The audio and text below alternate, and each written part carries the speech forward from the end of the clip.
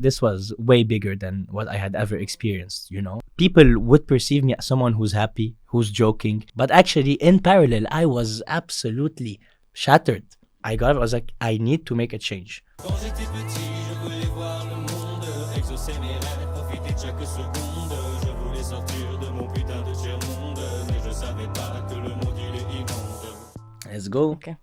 So Serge, welcome to the Everything You Are podcast. How are you feeling? I'm very good, very honored to be here. Yeah, me too. I'm very excited to start this conversation, and just a bit of intro to Serge before we start. Serge? Yeah, let's say Serge. Okay. So Serge is a musical artist. So you released 4 singles, 1 album, and 1 upcoming album. Correct. When about? In, let's say, March, hopefully. March, okay. Yeah. Excited to hear it.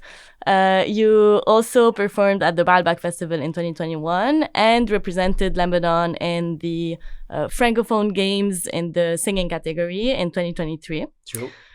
You also founded your own company, which supports students in their transition from school to university to choose the right degree and university for them, and also succeed in their application process in a way that is also right for their needs and for what they want. And you have a full-time job in the sales team at Amazon Web Services in Madrid. Correct. Right. You did your homework. Right. I like that. What's my favorite color? Blue. I don't even know what's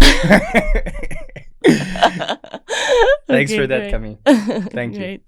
So it's interesting because you created a very multifaceted career, and I'm also really curious to learn how you got here. Also, it's interesting because we have a lot of common points in our background. So we both went to the same school in Beirut. We went to the same university in London, so the London School of Economics, and we started our first job in consulting, and then at some point resigned and then decided to do something completely different. So I'm really interested to learn how was your experience in consulting, how you decided to change, how you found what you want to do. So this is the theme of the conversation. And I'm sure also a lot of people will relate to this because all the time when I have conversations with young adults, a lot of them have experienced or are currently experiencing frustration or dissatisfaction in their careers. So I'm sure they will relate and benefit a lot from this conversation. So let me know, like, what are maybe the main themes for you in this journey from consulting to where you are now? Okay. I agree that people can relate to career questions, career changes, fears, with regards to those decisions. So I'm very happy to be here. Actually, I showed you my excitement because that's something that's very important to me, because I suffered from this, actually, because I remember during my first job, which was in consulting, like you, I remember feeling odd, a bit different, thinking that everybody wanted this job around me. Everybody thought that consulting was the goal. Everybody thought that having a big salary and a good career path ahead of you is the absolute goal when you graduate. And I was like 21, you know, and at the time I had trouble looking at the overall picture. So I was still thinking that it's a race against the clock and I have to make it by society standards. And by society standards, I have to be in investment banking or consulting as I come out of a business school. So of course there's pressure. Of course there's influence from what's around you. It doesn't mean that it's bad. Influence is always around us, sometimes good, sometimes bad, most often neutral. But in the end, it was my choice to do consulting. And it was indeed a difficult time. So it's something that I enjoyed in terms of work. So in terms of what I was doing, I'm someone who likes to think strategically, who likes to put my thoughts on paper and translate this into a nice graph, you know, something visual to be able to convey my idea. That's in terms of work. However, something that I did not know about myself back in the day was how much I value work-life balance, how much I value my life, whether it is in terms of art, sports, social events, And the lifestyle that came with this career wasn't really for me. You know, I had to travel every week, stay up till very late. So I feel like my health took a small toll. It wasn't the best for my personal development, but it was great for my professional development. And at some point, I felt like I was becoming very anxious, like I was becoming very um, down, low.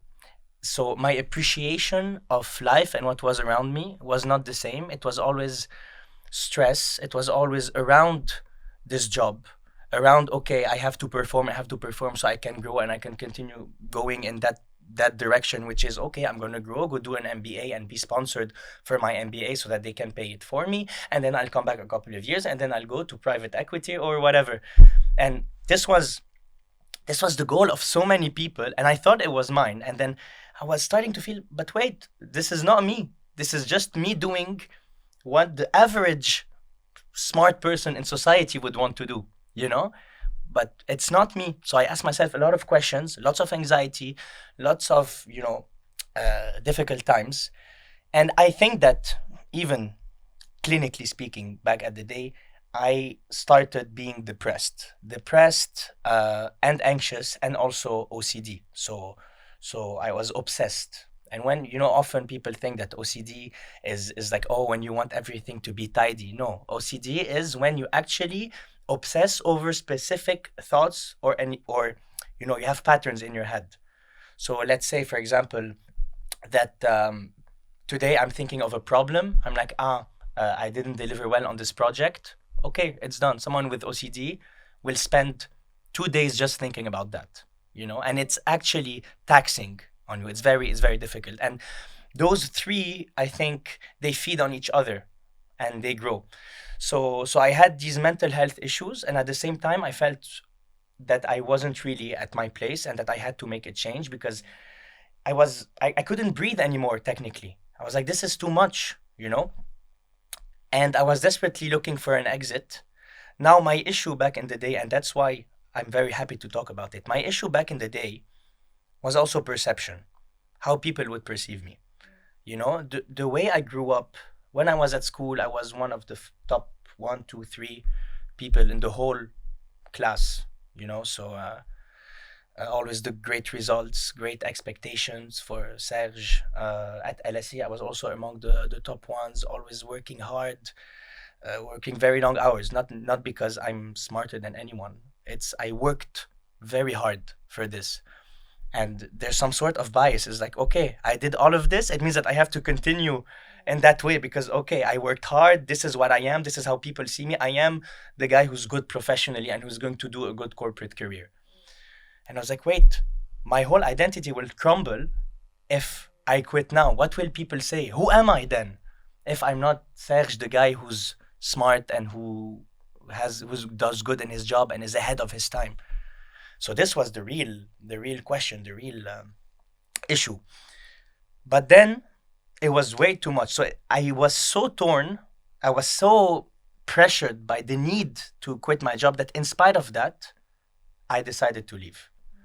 However, one thing that I did to make myself feel safer was to apply for a master's in computer science. So it was a program to learn computer science. But I'm going to be honest, I never had any interest in computer science.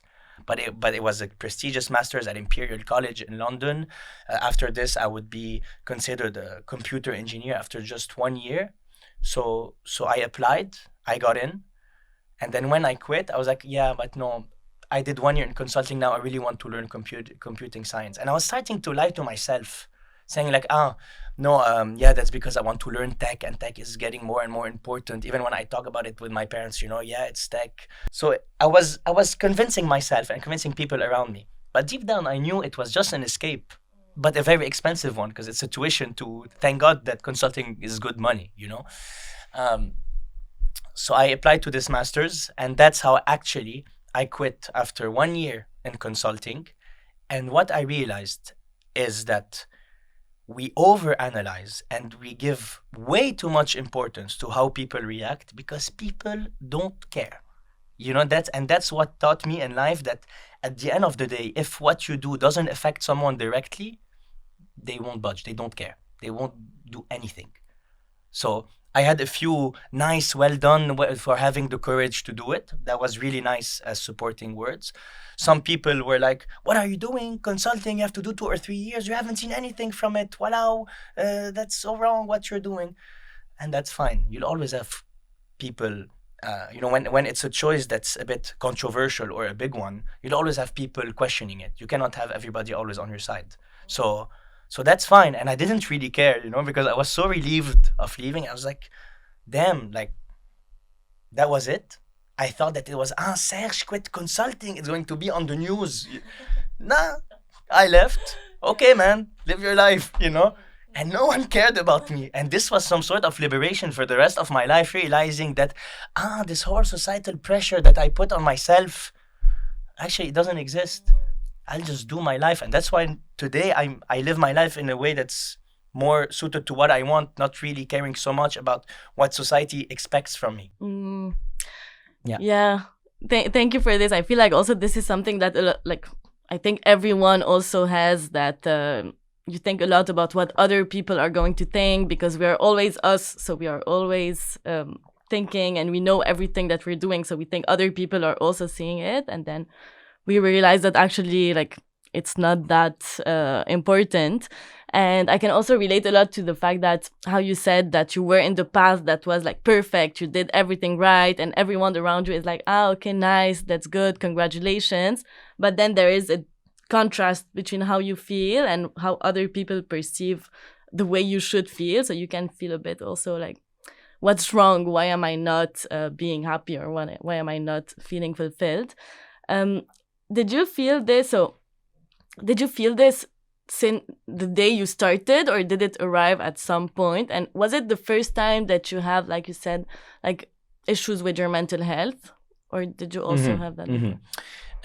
That's something that evolved with time, as I realized everything I was compromising in my life, because I started, there was the excitement of, okay, here I am, etc. Then you start to settle into a routine. Once you settle into a routine and you don't like your routine, that's when you start feeling trapped. You start feeling that, it wasn't temporary. It's a life choice that I just made. That's how I was perceiving it. Because there was no end to what I was doing. It was an open career. When I say open, I mean open in time. So I start in consulting. If I don't quit, I can die in consulting when I'm 80 years old, Yeah. So there was no end. So there was no light at the end of the tunnel, kind of, when I was feeling down. Usually, you always like to think, yeah, but it's almost done. This project's going to finish. No, that's not true. There's another project, and then you're going to get promoted, and you're going to have more responsibilities, and not, not live the life you want to live. So I think that's what made me feel like I was in a prison, because it's not finishing anytime soon. This is my everyday routine. And as I was realizing this, I was starting to feel worse and overthinking, and what should I do? What should I do? I cannot exit. And that's often a bias, and something that actually a lot of people think when they're in a career they don't like. They think they're trapped. But in fact, they're not. You can always leave. And a lot of people will tell you, no, on the CV, it doesn't look good. No, this is not the 20th century anymore. People like good companies, modern companies for whom people would want to work.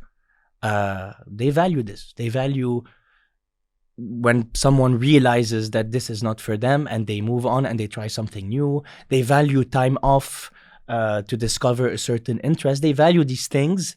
And even if they don't realize it's a recruiter who's going to reach out to you. You really think that a random HR in a big company is going to be like, he did 11 months only, not 12. I'm not going to say that, okay, I'm going to give him an interview. They just want to get their job done and recruit the person as well. If they think that you're a good profile, they're going to go after you anyways. But we love to think that, no, I am bound. I have to follow exactly this path. No. I was actually not trapped. And that's the most important thing that I learned, and that's the most important lesson I give to my colleagues or to my peers whenever I work with them. So I tell them, and that's actually something that comes from Amazon. They have this expression that's two-way door decision. And all decisions have to be two-way door, which means that if I decide to join consulting, I can also at any time decide that I want to exit consulting, So, and that's very important for every life decision, whether professional or not, to realize always that there's a way back. Try to come back. And when you can't, when you don't have this, that's when you overthink it. But if it's a two-way door, just go for it. You'll just head the other way around. You have all the time in the world. We're young, especially when you're in your 20s, right? So, yeah. Yeah, it's really interesting how the moment we get to make our own choices, we feel more trapped than before, because we're like, okay, no one is going to force me to leave. No one is going to force me to stay. So I have to do this. But actually, no, like you have the you do this to yourself. Yeah, exactly. Yeah. But we are not used to taking decisions based on what we want. Like we always look for someone who's going to tell us, yes, this is a good thing to do, or this is a good thing to do. And also, it's interesting you mentioned how now the way we perceive our career is very different than our parents, for example. So also I feel like this can be challenging to want your parents to give you advice, but actually they're not from the same generation, so they don't have the same standards of what is a good thing to do or not. So this can also be like difficult to do something that maybe your parents are not going to approve of, or they're not going to, it's not their first choice of what you should do. So do you feel like when you said you had a lot of societal pressure, was it also maybe more from people close to you or people that care about you? Yeah. It was both, actually. Unfortunately, it was both. But obviously, there's the people close to me because it's out of love, right? Like parents will never do something just to be annoying, even though parents can be the most annoying thing in the world. But no, they do it out of love, and we have to realize this. And that's just what they know. We can't blame them because their set of knowledge is mostly based on everything they've lived in the 20th century. So everything they've seen, how things work, what are the careers that are the good ones to follow. You have to be an engineer or to be a consultant. They don't know anything about the modern world, That's the thing. And it's nice to listen to them. It's good to take this advice and to incorporate it. But sometimes you're just not going to follow it because deep down, you know yourself the best, out of everyone. So sometimes you have to just challenge them and be like, no, this is what I'm going to do. Sorry. Was it the first time that you had mental health issues at that time? Because I feel like it can be scary if it's the first time that you feel something like this. I mean, I'm an anxious person in general. Like I've grown up being someone anxious. Even for a random math test, I'd be a bit anxious and want to work a bit extra to make sure I have a good grade. So yeah. But this was way bigger than what I had ever experienced, I was really feeling disconnected from the world, like I was completely alone, and no one else was feeling what I felt. No one else knew what was happening in my head. I was feeling like, I'm this little lonely boy that nobody understands. I'm just different to everybody else, and everybody is living in La La Land, and I am facing my reality. I'm not happy. I don't like what's happening. So you're in your head and you have these dialogues that are dark and always downgrading. So whatever you have, you will always see the glass half empty, and even more than that, you'll empty it to see it more empty. And that was really tough. But you learn a lot about yourself when you go through these things because they uncover all of your vulnerabilities. And the only way for you to live a happy life and a life where you're in control is to know yourself the best way possible. Obviously, we'll never know ourselves perfectly, plus we evolve dynamically. But I think that this experience really taught me, what is it that I fear? What is it that I don't like? What is it that I'm escaping from? And what is it that I want to be happy and to be good with myself? So it taught me a lot. It was a long way. I was feeling really, really low. Like I remember when I say low, I mean very, very, very low. People would perceive me as someone who's happy, who's joking. I love making jokes on social media. I love being myself and showing this power because that's just my personality. I don't mind, right? On paper, I had a very good life. You know, I was blessed enough to have a comfortable financial situation. Uh, Socially speaking, I had good, nice friends. Even with women, I had success. I was also doing some music at the same time. I had started doing some music back in the days. It was picking up. You know, I was doing sports. Like this is the if you have a CV of a life, it was a really good one, right?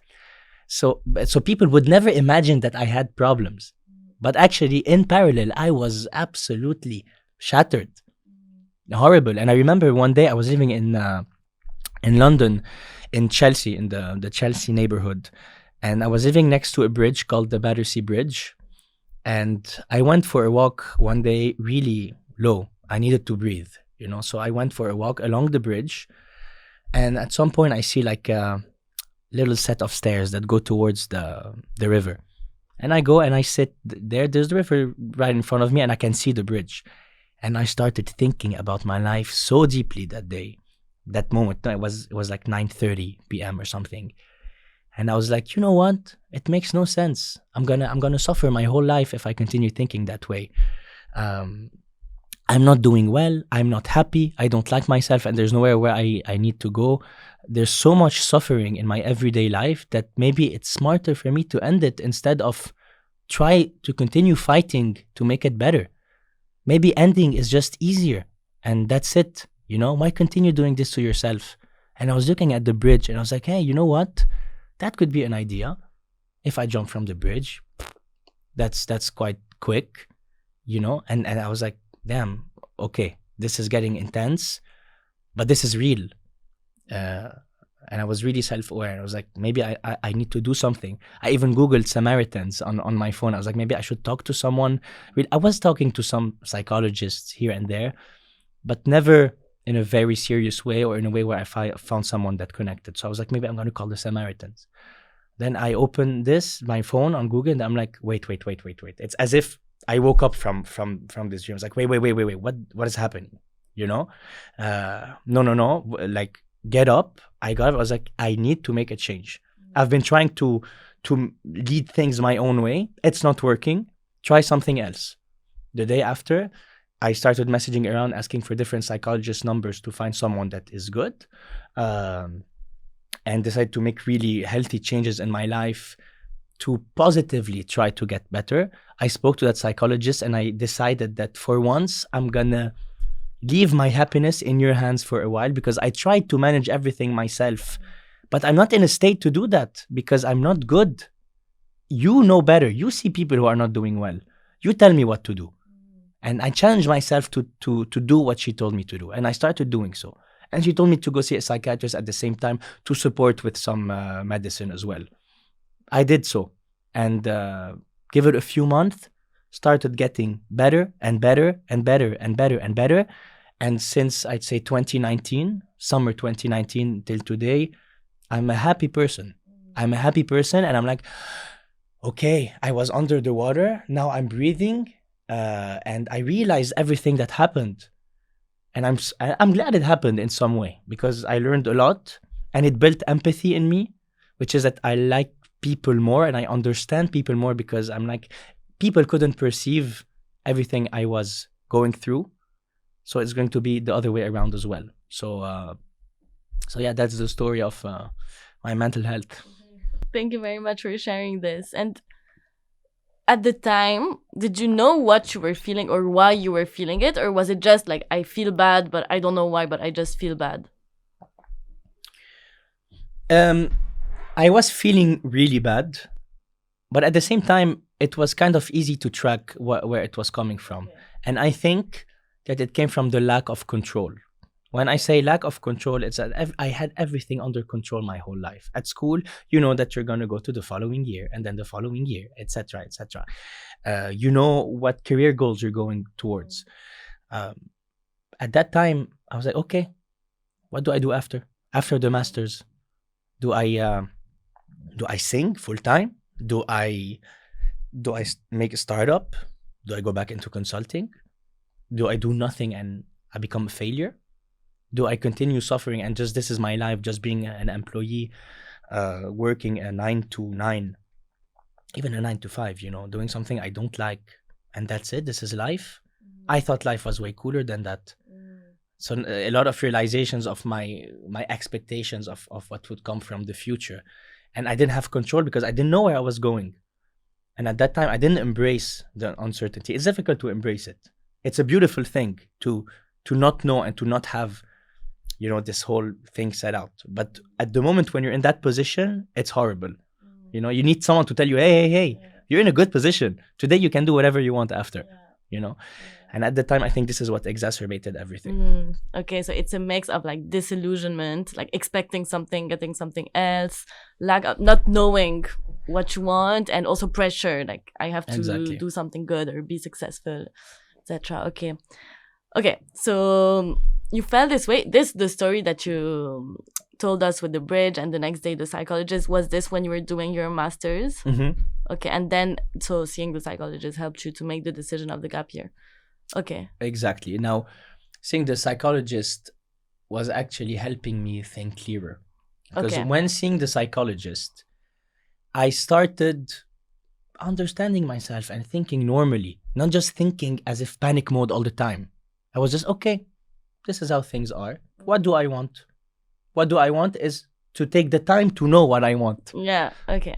So I need some more time. Hey, how about a gap year? You know what? I was thinking the other day about killing myself with all of this. Then what's a gap year compared to a whole lifetime? And maybe one day when I'll be 85 years old, will this gap year matter in the story of will I say if I didn't do that gap year, I would have gone faster and I would have been so much richer and happier in my life? Definitely not, Yeah. And this is actually something, when I realized this, it dictated a lot of the decisions in my life, which are, when you're 80, 85 and you're on your deathbed and you think about this, are you happy you did it or will you regret something? I would never regret a gap year.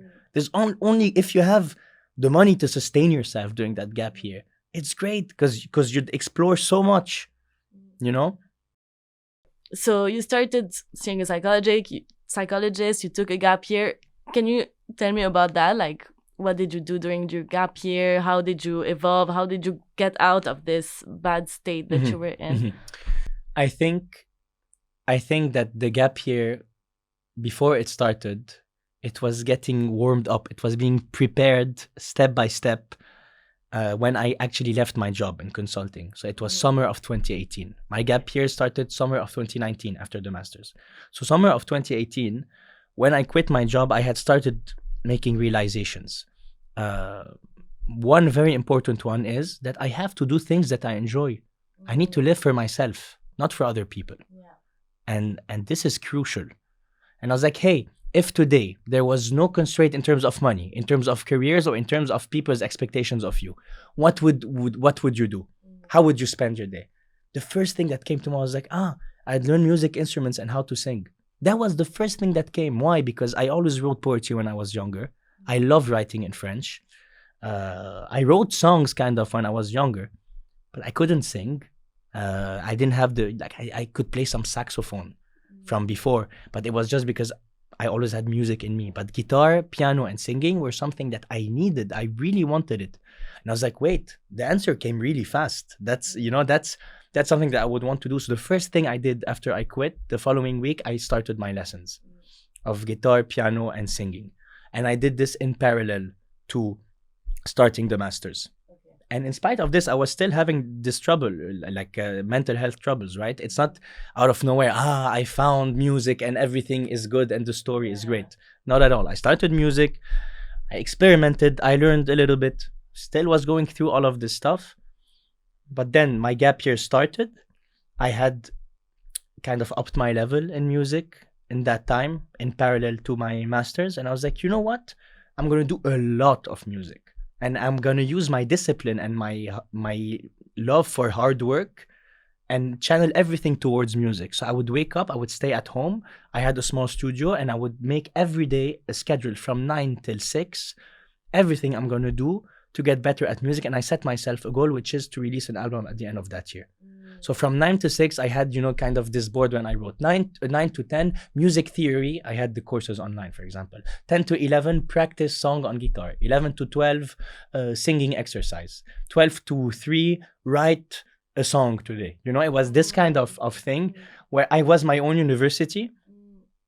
I was just in control of something nice, of something enjoyable. And obviously, this plus the psychologist at the same time and the psychiatrist too, it's literally everything. So having those three things, psychologist, psychiatrist, and changes myself, is everything you need to get better, right? These three are very helpful. Not that you need all three. I think that some people can do well without the psychiatrist, other without the psychologist, but everybody needs to make the changes in their lives. And that's when it started getting better and better and better. And then, mental health issues became kind of a thing of the past for me. Of course, sometimes you have some sort of relapse, it's a nice, reminder. Hey, you're good, but be grateful because you weren't happy. Look how you felt the other day, which is nice. And that's fine. It's not enjoyable when you're going through that, but then after, in hindsight, it's nice. So it started getting better, and I stopped seeing my psychologist. At some point, she told me, you don't need to see me anymore. You're doing good now. And I was very happy about that. And I didn't see her since. I think I saw her once, maybe a year ago, for a few sessions, but that was kind of unrelated. It was just me going through something in my head, and that was cute, actually. It was. I messaged her. I was like, "Hey, look, my mental health is good, but there's something bothering me. I feel like I'm becoming a bad person. I'm not as good as I used to be. I want to fix this. Can we have a few calls?" We had like 3-4 calls, and I realized, okay, there were some things in my life that I didn't like, and this translated into bad behaviors or selfish behaviors in some ways. And again, it's great because it's help on demand, and it doesn't mean that if there's a problem straight away you go to a psychologist, right? It's very contextual. It depends on if you try to fix it, etc. But we should always know that that's a very important card. Yeah, and it's true. Like, I agree how you said that. It's not that, okay, you were doing bad and now everything's good, so they are good all the time. Like, it's just you go through phases, and it's part of life also. Like, I think everyone has insecurities, everyone has things that they're working on. It's just that sometimes they take over your whole life and they become like the main focus. And sometimes, no, you can manage, live with it, learn from it, make it into something good, like you said, like learn about yourself, etc. How did music, writing music, making music, how did it help you? In two main ways, I'd say. The first way is obviously doing something that I love and that I enjoy beyond all of the benefits of it. So today, someone who does music can make money out of it because he does a concert, right? Because he earns money from whatever he makes with streams. Because it's also nice because people will look up to him, an artist who blah, blah, blah. It helps, when you try to speak to people, etc.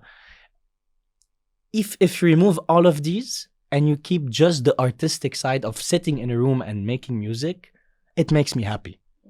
So I was like, this is really something meaningful for me. This is really something that I do for myself. Because if you deleted everything else, and I still love it. I could still spend hours doing it and being happy re-listening to what I created. So it makes me feel important. It makes me feel like I matter.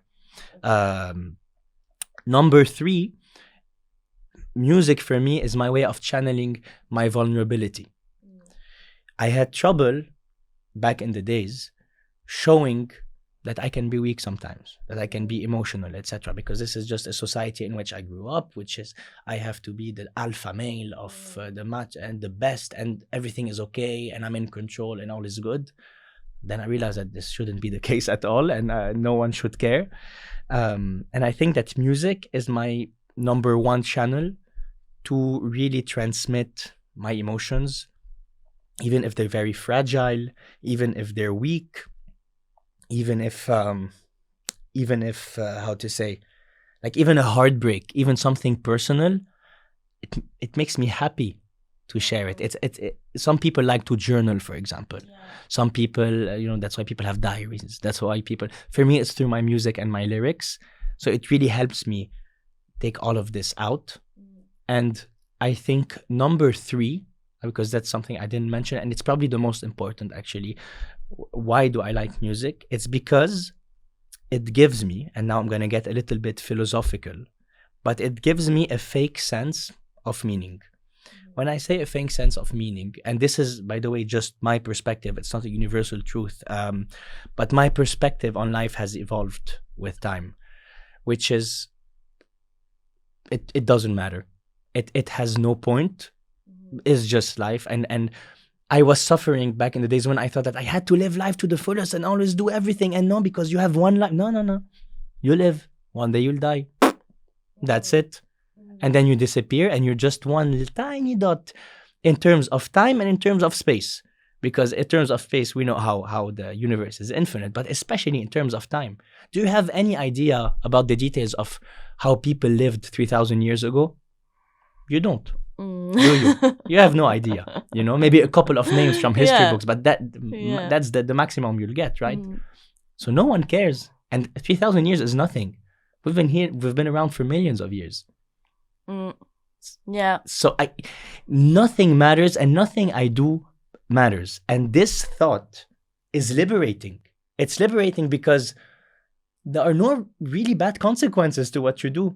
Because anyways, you'll die, and it's out. It's all done, right? That can be very depressing as a way of thinking. Some people think, yeah, why are you thinking that way? Oh my God, now I'm such in a bad. No, it's actually, if you see it the good way, it gives you the ultimate freedom to do what you want, of course, while respecting society and being respectful of others and not harming people. But to do what you want, be happy, and just chill. And to be able to do that, you need to trick your brain to give it meaning. And again, this is my perspective. This is not a lesson. But in my perspective, you trick your brain by telling him, hey, there's a purpose to all of this. Whereas deep down, there's no purpose. That's it. You're just here. For me, my purpose is creating art. Because for me, creating art is something eternal. It's something that cannot be replicated. So today, I always think that way. Today, if I make a great quarter and great money in that company, doesn't matter. Because in 100 years, someone will make better and there's a million like that. You are nothing. That's kind of depressing, If you do a startup or an invention, someone will create something even better or more useful and we won't use your thing. So you don't matter. That's how I was seeing it. I was like, you know what? But art is so subjective as a field. It's so subjective, so you cannot really compare anyway. So you cannot say there was an advance. It's getting better. It's getting different. It's very unique. It's the most unique thing ever because it's so subjective. Art, whether it's fashion, whether it's painting, movies, sometimes there are different things that can be qualified as art. But for me, and this is again me talking to myself, to feel happy with what I'm doing. And I was like, with music, I feel like I matter because no one will ever do the same thing that I do because they're not me to sing it. Even if they do the exact same melodies and the exact same lyrics and the exact same production, the mood in which this art piece was created is not the same because it's a different context. Only I have my life. Only I am doing this today at that moment. And this is how I'm like, so it makes sense. So I feel like there's meaning in my life. So I wake up in the morning, be like, I have more time to create. And that's how I'm happy. I'm not happy because I'm going to work or because I know that I will make money or go out on Saturday night. This is what makes me happy. The other stuff is to keep me going and enjoy. And for the third time, disclaimer, this is my perspective. People seek different meanings in different ways. People can seek meaning actually in a corporate life because they feel like they have impact. People can feel that they get meaning in general in life and they don't perceive like life like me, which is just, it doesn't matter. No, for them, life has to be lived. And some people that can be religious think, no, you have to live the best life possible so that when you die, your afterlife. To each their own. But my advice here is find the formula that works for you I found mine, at least for now. It may change, obviously, but mine is working for now for me. Yeah, okay, so you find the philosophy that brings you meaning. So like you said, or the illusion of meaning, and you find so it's like through music, you are doing something that is authentic to you, and you're expressing something that only you can express. And so that makes it important in your eyes. Exactly. So you feel like that's nice. And was it, I don't know, I thought about this while you were speaking. Was it maybe like scary to put out something that is so personal or so vulnerable? Scary. Yeah. So scary.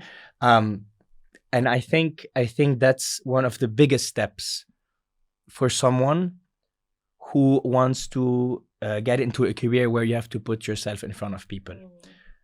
Because the first thing people will do when they're not used to something, that's the way psychologically, how does laughter work?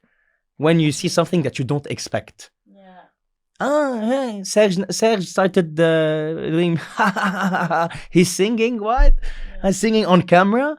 That's so ridiculous, you know? People would react that way. People will always make fun of these things because they're not used to it, because they have their ideals. They think that this is what should be done. So they're gonna laugh. But you have to start somewhere. You have to make that leap. Once you make that leap, the first song, the first video, the first couple of things that are out there, some people will like it, some people won't. You will get critics and nice things. You will hear more of the nice things because most of the critics will be behind your back. Sometimes you will hear them. It's not nice to hear, but it's necessary. It's necessary, and it will always be there. So at the end, you just have to be like, okay, that's fine. Yeah. I was just preaching the fact that art is subjective, right? Yeah. So I can't have double standards there. It's subjective. Some people don't like it. Yeah. But even socially, you know, in your social picture, you're starting to talk in front of the camera. Like, who do you think you are, an influencer? I just want to talk in front of the camera.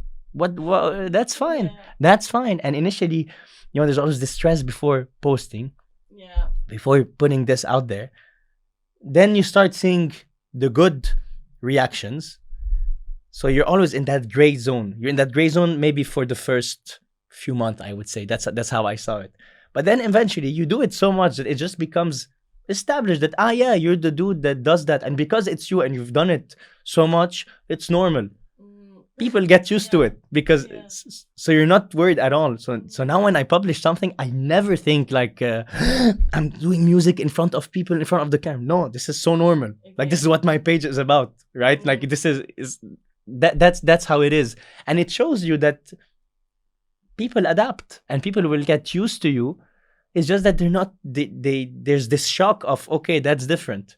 And once you make that leap and you stand by your ground, then you establish yourself where you want to be established. This is just the difficult part is the beginning. Once you're there, once you do it, you're out there. So you did your music, you took care of your mental health, so you seeked out help, and you also decided to found your own company. So tell me about this. How did you decide to do it? At what point, by the way? So that was during a bit after my gap here in music. Okay. So actually at the same time, I think that I started working on that company before my album got released.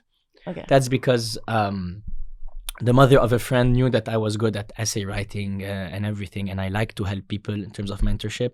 She was a very experienced professional in the field, and she said, hey, let's team up and scale, at least in the region. And I was like, hey, why not? You know, it's side money, and the little businessman inside me wanted to do this outside of music. Because, you know, initially I was doing only business and I was doing only a creative thing. And I was like, hey, no, I like to have a bit of everything, right? So I started doing it and I really liked it, and it was going really well. It was my way of actually sustaining myself, even allowed me to live in Dubai at some point, because I decided to move to Dubai at some point, and I was doing good money. Then I got bored. And when I say I got bored is because I was seeing the company. It was either the next step was to scale and scale a lot, but then we would have to compete with the big international sharks, or stay small and start just making it as efficient as possible, because our strength was the fact that we're very boutique, we're very a small company catering to a small set of clients who love us, know us, and we avoid marketing. It was word of mouth, etc. And I was like, no, that's it. It has to stay small and as small as possible. And I want a new challenge at the same time, because at the same time, I was also having a creative blockage with my music, because my career in my company wasn't scaling. For music, it took time. It takes time to create, etc. I was not seeing any progress, and I got very frustrated. So I wanted to take on something new in my life. That's how I actually applied to Amazon for the job in Madrid. I was like, I'm ready to even take a full-time job. And I loved it because I love talking to people. So I'm literally paid to discuss issues with people and try to find a way through services to help them. That's a great job, like I think that's really cool. And that's something that I loved.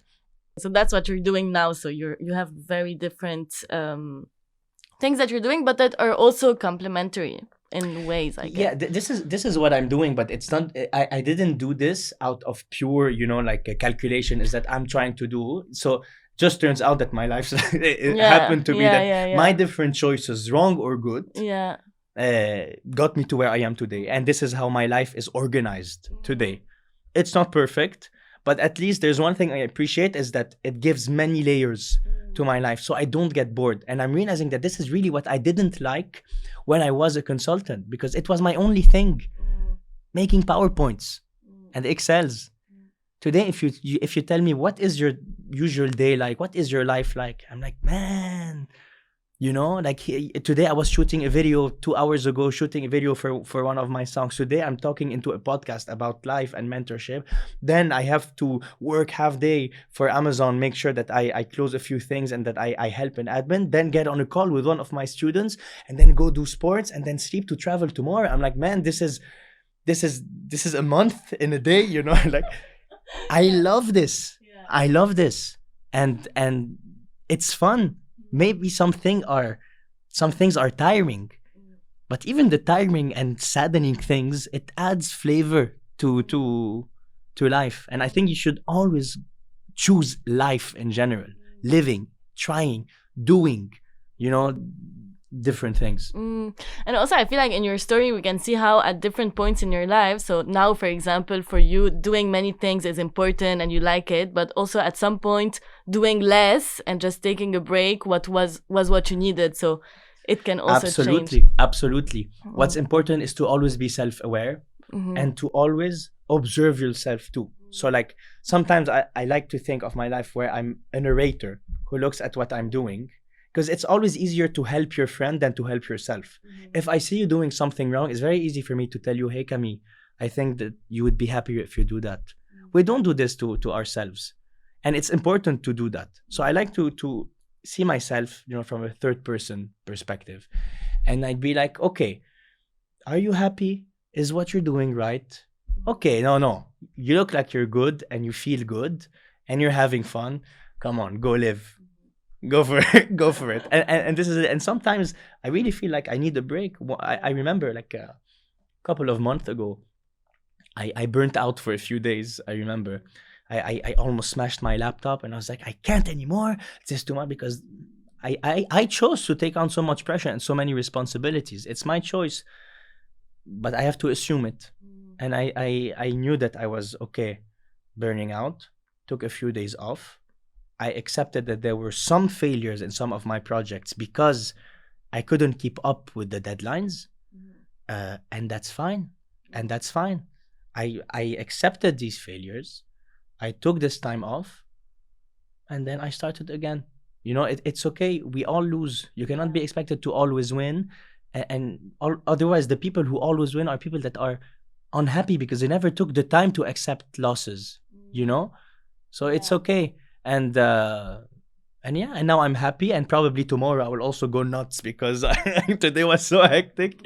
But that's fine. That's part of the game. It's I like to perceive life as a movie.